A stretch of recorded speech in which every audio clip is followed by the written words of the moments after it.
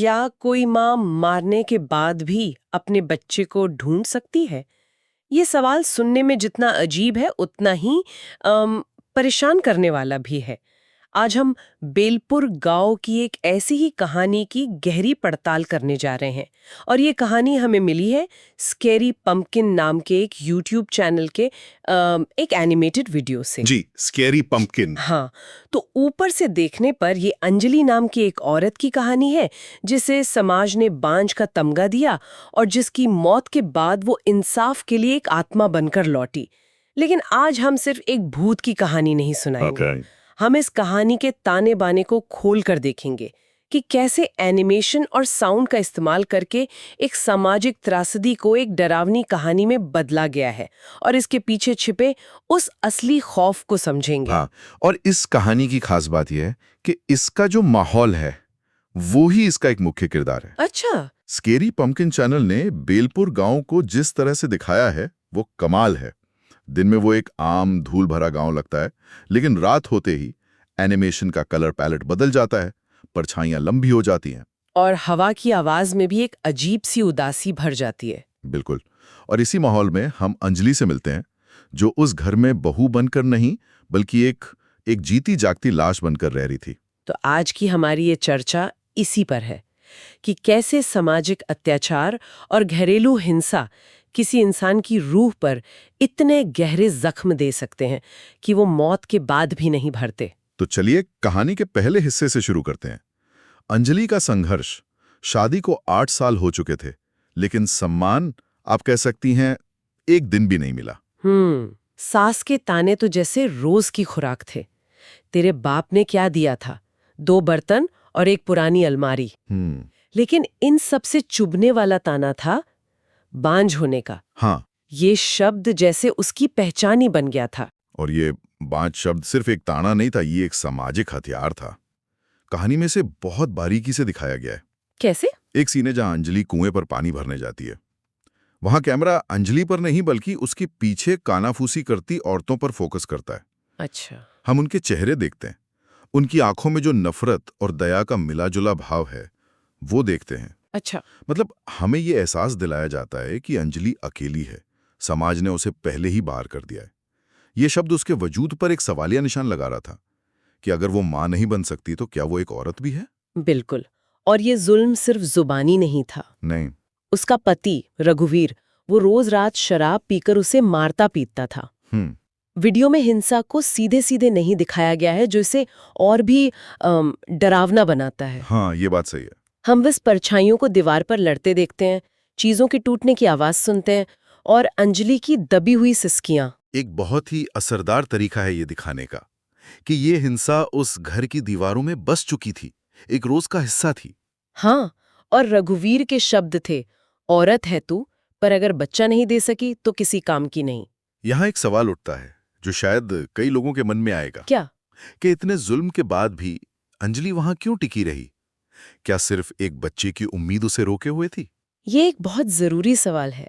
उम्मीद तो थी ही, लेकिन हमें उस दौर के सामाजिक ढांचे को भी समझना होगा। जी। कहानी में ये साफ है कि एक औरत के लिए पति का घर छोड़कर मायके वापस जाना एक बहुत बड़ा कलंक माना जाता था। शायद उसके पास जाने के लिए कोई और जगह ही नहीं थी। बिल्कुल। वो एक पिंजरे में कैद थी और बच्चा उस पिंजरे से निकलने की नहीं, बल्कि उस पिंजरे को ही थोड़ा बेहतर बनाने की एक आखिरी टूटी फूटी उम्मीद थी। उसे लगता था कि एक बच्चा उसे उस घर में एक इंसान का दर्जा दिला देगा। और फिर शादी के 5 साल बाद वो उम्मीद पूरी होती नजर आई। अंजलि को पता चला कि वो गर्भवती है। कहानी में एक बहुत ही मार्मिक और शक्तिशाली सीन है जहां वो आईने के सामने खड़ी होकर खुद को देखती है। आपके हिसाब से उस सीन में एनिमेशन ने क्या खास किया? वो एक बेहतरीन क्षण था।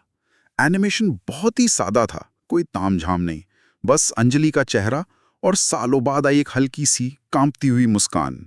बैकग्राउंड में कोई म्यूजिक नहीं था, सिर्फ खामोशी, और इस सादगी ने उस पल के वजन को और बढ़ा दिया। डायरेक्टर ने हमें दिखाया कि उसके लिए कितनी बड़ी बात थी, बिना एक भी शब्द कहे। उस एक मुस्कान में सालों का दर्द और भविष्य की एक छोटी सी किरण, सब कुछ था। उसे लगा अब सब ठीक हो जाएगा। लेकिन उस घर के लिए इस खबर का मतलब कुछ और ही था। हाँ, उन्हें अंजलि की खुशी से कोई लेना देना नहीं था। उन्हें तो बस वारिस मिल रहा था।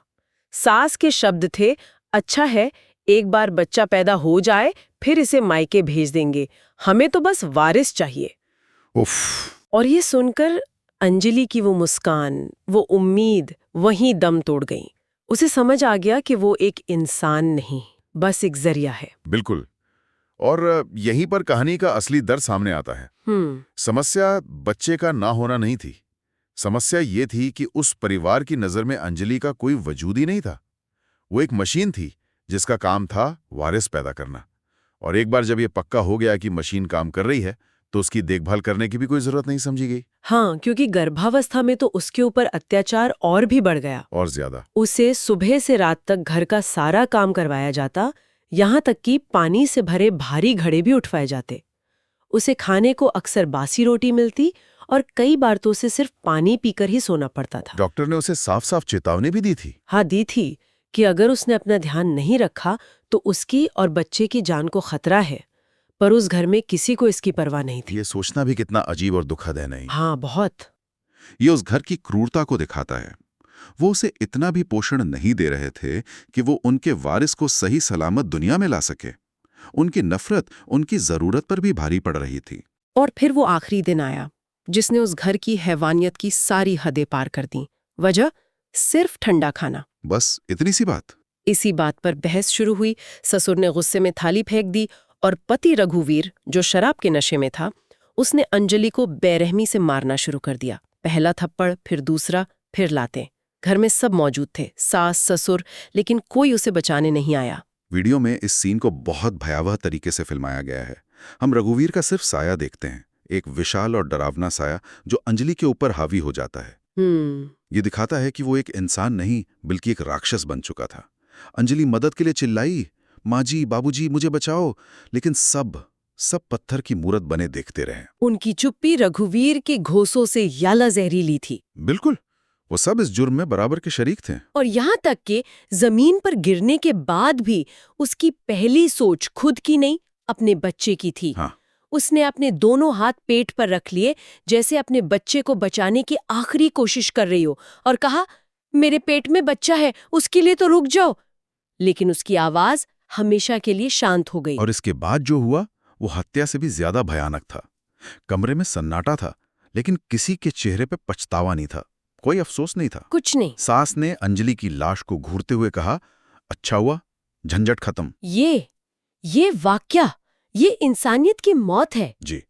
उन्हें इस बात की चिंता नहीं थी कि एक गर्भवती महिला की जान चली गई। उन्हें चिंता थी कि अगर किसी को पता चल गया तो बदनामी होगी, पुलिस आएगी। उन्होंने तय किया कि कोई अंतिम संस्कार नहीं होगा, क्योंकि अगर चिता जलती तो धुएं के साथ सवाल भी उठते, पूरे गांव को जवाब देना पड़ता।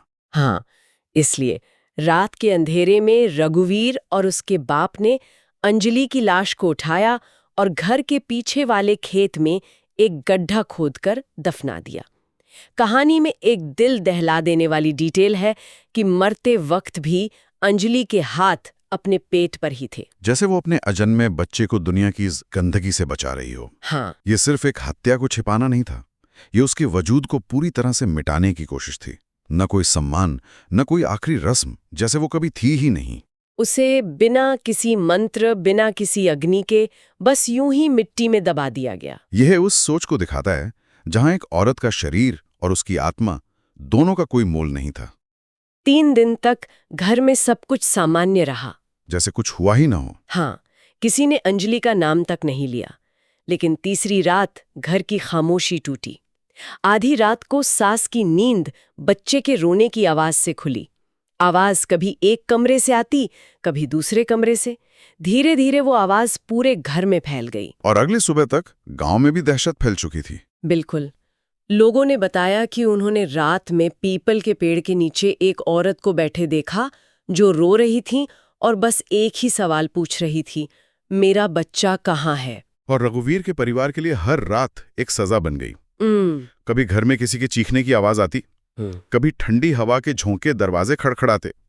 एक रात ससुर ने आंगन में अंजलि को देखा। वीडियो में उसे एक धुंधले साए की तरह दिखाया गया है। हाँ, जिसकी गोद में एक बच्चा है और वो उसे झुला रही है। पलक झपकते ही वो गायब हो गई। ये डर अब उनके जहन पर हावी हो रहा था। डर के मारे तीनों एक ही कमरे में सोने लगे। लेकिन एक रात बंद कमरे में अचानक बर्फीली हवा चलने लगी। तीनों का दम घुटने लगा। अंधेरे में उन्हें अंजलि की आत्मा खड़ी दिखाई दी। एनिमेशन में उसे डरावना नहीं बल्कि बहुत दुखद दिखाया गया है। हाँ, उसके बाल हवा में लहरा रहे थे, आंखों में आंसू थे और गोद में एक बच्चे का साया था। उसने वही सवाल पूछा, मेरा बच्चा कहाँ है? और फिर एक एक करके तीनों का दम घुट गया। सुबह जब गांव वालों ने दरवाजा तोड़ा तो घर में तीनों की लाशें पड़ी थी। यहाँ कहानी हॉरर के ट्रोप को पलट देती है ना? बिल्कुल पलट देती है। आमतौर पर भूत प्रेत की कहानियों में डर उस आत्मा से लगता है, लेकिन यहाँ असली डर अंजलि की आत्मा से नहीं बल्कि उन जीते जागते इंसानों से लगता है जिन्होंने उसे ये बनने पर मजबूर किया। सही बात है। स्कैरी पंपकिन चैनल ने चालाकी से अलौकिक डर को एक आईने की तरह इस्तेमाल किया है, जिसमें हमें समाज का असली ज्यादा डरावना चेहरा दिखाई देता है। बदला लेने वाली आत्मा कोई दानव नहीं बल्कि टूटे हुए इंसाफ का प्रतीक है। बिल्कुल। उसका सवाल मेरा बच्चा कहाँ है, ये सिर्फ एक सवाल नहीं है। नहीं, ये उसके साथ हुए अन्याय, उसकी छीनी गई पहचान और उसके अजन्मे बच्चे के लिए इंसाफ की एक दर्दनाक पुकार है। ये सवाल उस पूरे परिवार और उस चुप रहने वाले समाज से है जिसने उसकी ममता को कुचल दिया था। और उसका बदला भी बहुत प्रतीकात्मक है। कैसे? उसने उन्हें मारा नहीं, उनका दम घोंट दिया। ठीक वैसे ही जैसे उन सब ने मिलकर उसकी जिंदगी का, उसकी सांसों का दम घोंट दिया था। वाह, ये बहुत गहरा अवलोकन है। परिवार के खत्म होने के बाद भी गांव में अंजलि का डर खत्म नहीं हुआ। कोई रात में घर से बाहर नहीं निकलता था। तब गांव वालों ने तांत्रिक हरिदास बाबा को बुलाया। बाबा ने घर और खेत की जांच की और पुष्टि की कि ये अंजलि की गर्भवती आत्मा है, जिसे यहीं खेत में दफनाया गया था। इसके बाद अंजलि के माता पिता को बुलाया गया, जिन्हें अपनी बेटी की मौत की खबर इस तरह मिली, ये सोचना भी कितना दर्दनाक है उनके लिए। बहुत। यहाँ कहानी एक और महत्वपूर्ण मोड़ लेती है। बाबा कहते हैं कि ऐसी आत्मा को शांत करने के लिए उसे वो चीजें देनी पड़ती हैं जो उसे सबसे प्रिय थीं। अंजलि की पसंदीदा चॉकलेट और बचपन की गुड़िया खेत के पास रखी गईं। फिर उस जगह को खोदा गया जहां उसे दफनाया गया था। उसके शरीर को निकालकर पूरे विधि विधान के साथ उसका अंतिम संस्कार किया गया। ये एक तरह से समाज की उस गलती को सुधारने की एक प्रतीकात्मक कोशिश थी। हाँ, उसे वो सम्मान देने की कोशिश थी जो उसे जीते जी कभी नहीं मिला। लेकिन क्या उस सम्मान से, उस अंतिम संस्कार से उसकी आत्मा को शांति मिली? यही तो कहानी के अंत का ट्विस्ट है। क्या? अंतिम संस्कार के बाद भी कहा जाता है कि आज भी उस खेत में आधी रात को एक साया उभरता है, जिसकी गोद में एक बच्चा होता है और होठों पर वही अधूरा सवाल होता है, मेरा बच्चा कहाँ है? और यही इस कहानी को और भी ज्यादा असरदार बना देता है। कैसे?